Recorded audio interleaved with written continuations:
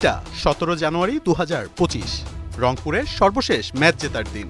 তুমুল আলোচনায় থাকা রংপুরের ফেসবুক পেজে আরও এক খোঁচা, বদ্দাদের মন ভালো নেই। কিন্তু এরপরই যেন গহীন গর্তে ঢুকে পড়ল রংপুরের সোশ্যাল মিডিয়া হ্যান্ডেল। একের পর এক হারে কবিজে নীরব। তবে এলিমিনেটর ম্যাচের আগে আবারও জেগে উঠল রংপুর।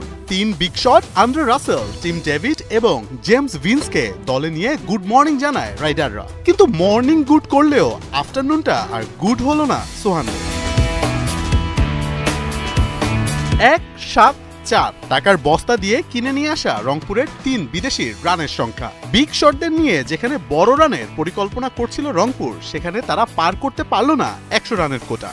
রাসেল, ভিন্স এবং ডেভিড মিলে করেছেন মোটে 12 রান। ওই যে কথায় আছে না, অধিক সন্ন্যাসীতে গাজর নষ্ট। রংপুরের হয়েছে সেই দশা। ওপেনিংয়ে নামা জেমস ভিন্স খেলেছেন মাত্র 7 বল।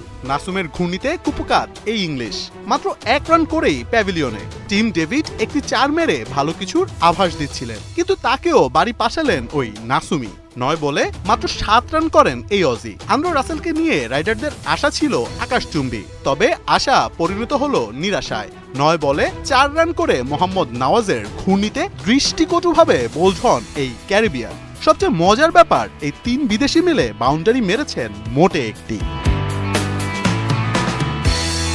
কারি কারি টাকা দিয়ে বিদেশি এনেও নিজেদের ভাগ্য বদলাতে পারল না রংপুর রাইডার্স, বরং পেল এবারের আসরে দ্বিতীয় লোয়েস্ট রান স্কোরারের লজ্জা। সকালে এসে রাতেই হয়তো চলে যাবে রাসেলরা। তবে টাইগার ক্রিকেট ভক্তরা রাসেলদের থেকে হয়তো রাইডারদের মুখর সোশ্যাল হ্যান্ডেলকেই বেশি মিস করবে।